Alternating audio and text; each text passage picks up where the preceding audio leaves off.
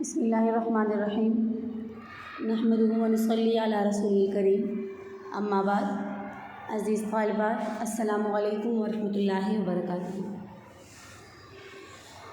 گزشتہ اسباق میں اس بات کو پڑھ لیا تھا کہ عوامل اسم پر بھی عمل کرتے ہیں، فعل پر بھی عمل کرتے ہیں.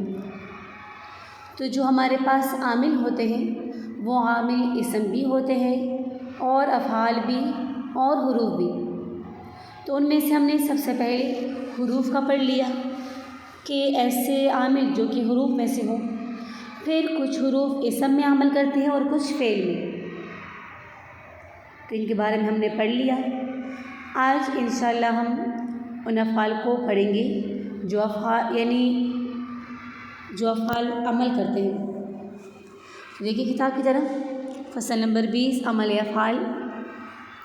جاننا چاہیے کہ کوئی فعل ایسا نہیں ہوتا جو عمل نہ کرتا ہو. ہر فعل عمل کرتا ہے، اور پھر عمل کے اعتبار سے فعل کی دو قسمیں ہیں. فعل دو طرح کا ہوتا ہے، نمبر 1 معروف، نمبر 2 مجہول. تو فعل معروف کی بھی پھر دو اقسام ہیں، لازم اور متعدی. پہلے فعل معروف کی تعریف دیکھیں. فعل معروف جس کی نسبت فاعل کی طرف ہو اور اس کا فاعل معلوم بھی ہو. فعل معروف جس کی نسبت فاعل کی طرف ہو اور اس کا فاعل یعنی کرنے والا معلوم بھی ہو. تو یہ فعل معروف خواہ لازم ہو یا متعدی. لازم کا مطلب جو صرف فاعل پر پورا ہو، جو فقط فاعل پر پورا ہو، مفعول کی ضرورت اس میں نہ ہو. اور متعدی جو فاعل کے ساتھ ساتھ مفعول کی طرف بھی محتاج ہو. تو فعل معروف یعنی جس کا فاعل معلوم ہو، خواہ وہ لازم ہو یا متعدی، چاہے وہ فاعل پر پورا ہو یا فاعل کے ساتھ ساتھ مفعول کی بھی ضرورت ہو، تو یہ فعل ہمیشہ اپنے فاعل کو رفع دیتا ہے. جیسے قام زید ضرب عمرو. دیکھیے قام یہ فعل لازم کی مثال ہے. قام زید، زید کھڑا ہوا. دیکھیے فعل کی نسبت ہوئی ہے زید کی طرف، اور زید معلوم بھی ہے کہ کھڑے ہونے کا کام زید نے کیا. اور یہ قام فعل، یہ فعل لازم ہے جو صرف فاعل یعنی زید پر پورا ہو سکتا ہے، اس میں مفعول کی ضرورت نہیں پڑتی. تو فعل لازم نے، قام نے زیدن کو رفع دیا ضمے کی صورت میں. ضرب عمرو، اب یہ فعل لازم کی مثال ہے. ضرب مارنا. تو دیکھیے مارنا اس کے لیے فاعل کے ساتھ ساتھ فاعل جس کو مارے گا متعدی یعنی مفعول کی بھی ضرورت اس میں پڑتی ہے.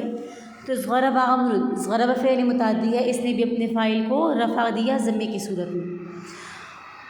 لازم تو صرف فاعل پر پورا ہو جاتا ہے، متعدی میں مفعول کی بھی ضرورت پڑتی ہے. تو اگر فعل ہمارے پاس لازم ہو تو فاعل کو رفع دے گا، بات ختم. اگر فعل متعدی ہو تو فاعل کو تو رفع دے دیا. اب مفعول فعل متعدی چھ اسم کو نصب دیتا ہے، اور وہ جو اسم کون سے؟ مفعول مطلق، مفعول فیہ، مفعول معہ، مفعول لہ، حال اور تمییز. ان کا بیان منصوبات میں گزر چکا. تو فعل متعدی ان چھ اسما کو نصب دے گا. جیسے مثال کے طور پر ضرب زید عمرا، زید نے مارا عمر کو. تو دیکھیے زید کا کام واقع ہوا، مارنے کا کام عمر پر. تو اس ضرب نے زید کو تو رفع دیا فاعل کو، اور جو مفعول ہے اس کو اس نے نصب دیا. پھر ہے فعل مجہول. فعل کی جو دوسری قسم تھی فعل مجہول. تو فعل مجہول اسے کہتے ہیں جس میں فعل کی نسبت مفعول کی طرف ہو اور جس کا کرنے والا معلوم نہ ہو. تو یہ اپنے نائب فاعل کو رفع دے گا. کتاب میں دیکھیے بجائے فاعل کے مفعول بھی کو رفع دیتا ہے. تو اس کے مفعول کو فعل مجہول یعنی فعل مجہول کو فعل ما لم یسمى فاعلہ کہتے ہیں، اور اس کا جو مرفوع ہوگا یعنی فعل مجہول جس اسم کو رفع دے گا اس کو نائب فاعل بھی کہتے ہیں. اسے مفعول ما لم یسمى فاعلہ کہتے ہیں. مفعول یعنی ایسا مفعول ما لم یسمى فاعلہ کہ جس کا فاعل معلوم نہ ہو. نائب فاعل بھی جو فاعل کے نائب ہوتا ہے، قائم مقام ہوتا ہے. اور جو باقی مفعولات ہے جو اوپر گزر چکے چھ، ان کو نصب دے گا. جیسے ضرب زید، زید مارا گیا. اب دیکھیے ضرب فعل مجہول ہے، زید اس کا نائب فاعل یا مفعول ما لم یسمى فاعلہ، زید مارا گیا. تو اب یہ معلوم نہیں کہ زید کو مارنے کا کام کس نے کیا. تو یہاں پر ضرب فعل مجہول ہے کہ اس کا فاعل معلوم نہیں. ضرب زید زید مارا گیا، یوم الجمعتی جمعے کے دن، مفعول فیہ جس میں ظرف زمان یا ظرف مکان کا ترجمہ ہو، دیکھیے یوم مضاف الجمعۃ مضاف الیہ، دونوں مل کر ضرب کے لیے مفعول فیہ، تو یوم کو ضرب نے نصب دیا فتح کی صورت میں۔ امام الامیر امیر کے سامنے، مفعول بہ امیر کے سامنے زید کو مارا گیا، یا مفعول فیہ بھی بن سکتے ہیں، امام ظروف میں سے ہے، امام مضاف الامیر مضاف الیہ، دونوں مل کر مفعول فیہ ثانی۔ ضربا شدیدا، اب ضربا اور ضربا دونوں کا مادہ ایک ہے، تو یہ موصوف سے مل کر مفعول مطلق بنے گا۔ فی حرف جر دارہ مضاف مضاف الیہ سے مل کر مجرور، جار مجرور فعل کے متعلق، اور تأدیباً جس کے لیے فعل واقع ہو تو تأدیباً اس کے لیے مفعول لہو، تو فعل اپنے فاعل اور سارے مفعولات اور متعلق سے مل کر جملہ فعلیہ خبریہ ہو۔ فعل متعدی اس کی کئی اقسام ہیں۔ نمبر 1، متعدی ایک مفعول والا، یعنی یا تو ایک مفعول کی طرف محتاج ہوگا، ایک مفعول چاہے گا، جیسے ضرب زید عمرا، ضرب زید مارا زید نے عمر کو، تو یہاں پر یہ ضربہ فعل متعدی ہے، لیکن یہ ایک مفعول چاہ رہا ہے کہ زید نے عمر کو مارا، تو یہ مطلب ہمیں سمجھ میں آ گیا، تو یہ متعدی ہے ایک مفعول والا۔ پھر ہے نمبر 2، متعدی دو مفعول والا، جس میں ایک مفعول کا ذکر کرنا بھی جائز ہوتا ہے، جیسے اعطیٰ، اور اس طرح جو اس کے ہم معنی فعل ہوں، جیسے اعطیت زیدا، میں نے زید کو دیا۔ اب دیکھیے اعطیٰ فعل ہے تو ضمیر اس کا فاعل، زیدا اس کا مفعول بھی ہے۔ اب میں نے زید کو دیا، تو میں نے زید کو کیا دیا؟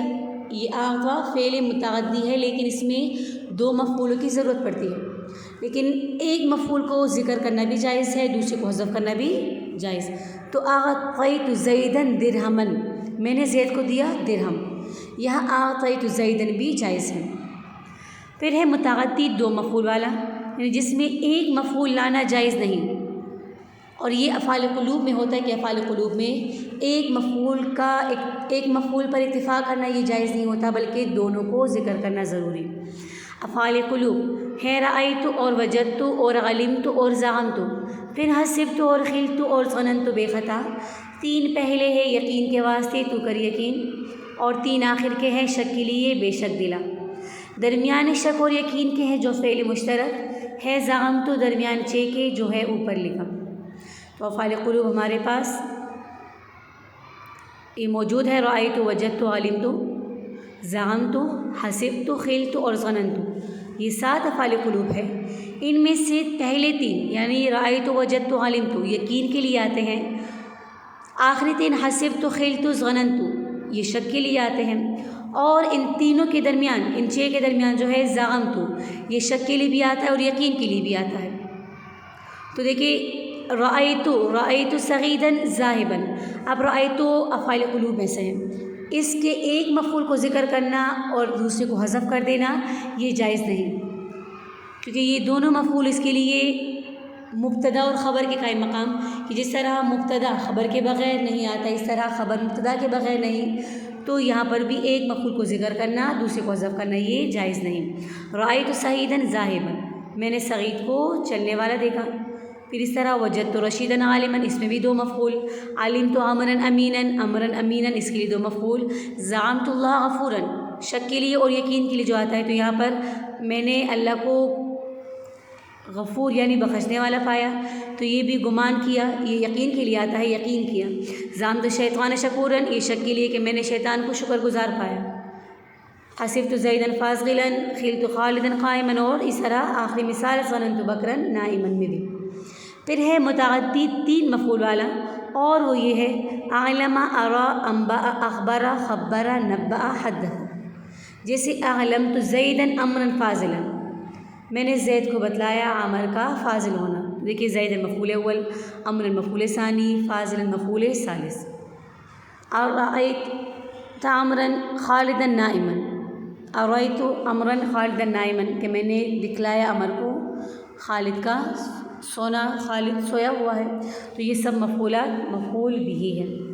اس متعدی 3 مفعول والے میں بھی ایک مفعول کو ذکر کرنا اور دوسرے کو حذف کرنا، یہ یعنی ایک مفعول کو ذکر کرنا اور دوسرے کو حذف کرنا یہ جائز نہیں۔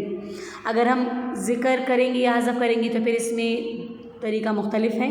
انشاءاللہ آپ لوگ آگے عوامل النحو میں پڑھ لو گے کہ ہم کس مفعول کو ذکر کر سکتے ہیں اور کس کو یہاں پر حذف کر سکتے ہیں.